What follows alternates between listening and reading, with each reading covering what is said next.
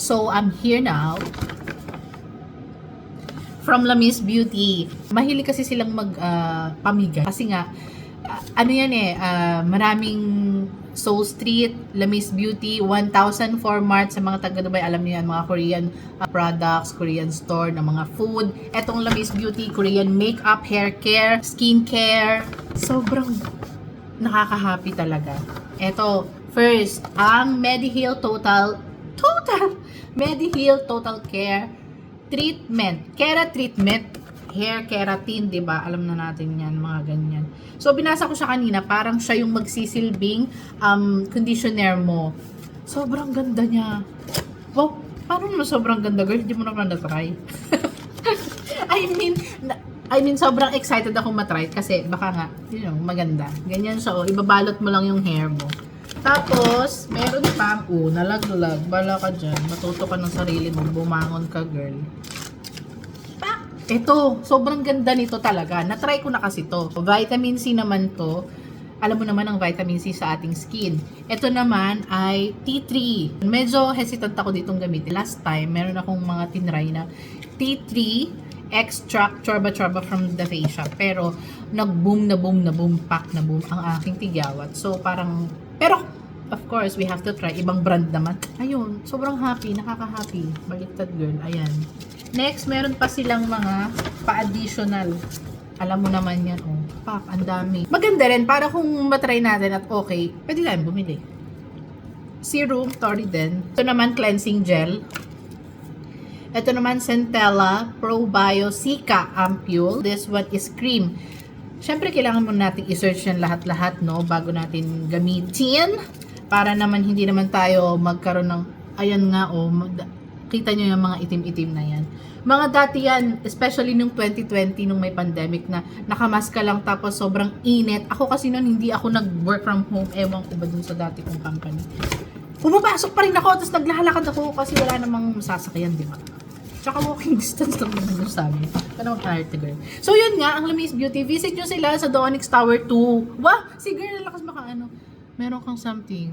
Tingnan mo, ito bigay nila last time. Valentine's, bigay nila. Madami to kaso nung pagkabigay kasi nila, 14, 15, naglipat kami. Hindi ko na makita yung iba.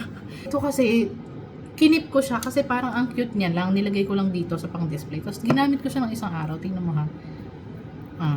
Wala yang kahit anong something. Pero, ito,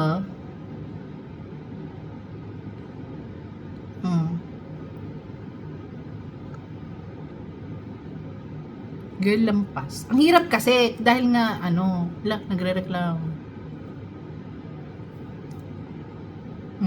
Diba? Ang lakas makamat. Tapos, eto, dito ako nagulat. Sobrang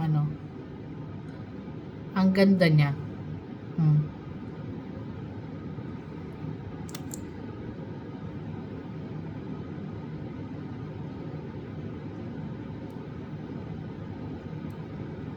May lampas, girl. Diba? Hindi kasi ako mahilig sa glossy kasi nga, nung una, nakakapalan ako lagi sa labi ko. Parang lalo siyang kumakapal. Tapos, yun nga, maitim yung labi ko naturally kasi, given naman, morena ako Huwag naman tayong dyan. Huwag tayong mag-expect sa buhay, okay? So, yun. Kaya hindi ako nag-glossy, pero nagandahan ako sa kanya, Parang basta iba yung glow.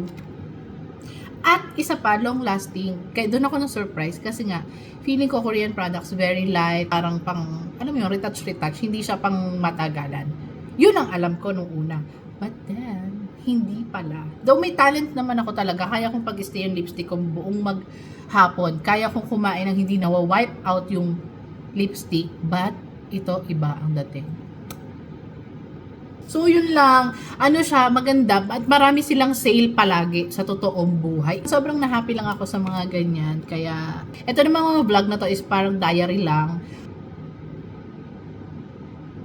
Wala na akong sabi. Tatry natin lahat ng mga mask. Lalo yung sa buhok, excited ako. Kasi nga, tagsibol ang aking buhok ngayon. Kita mo, ang mga baby bangs dyan. Tagsibol tayo ngayon dahil sa mga kaganapan noong nanganak tayo.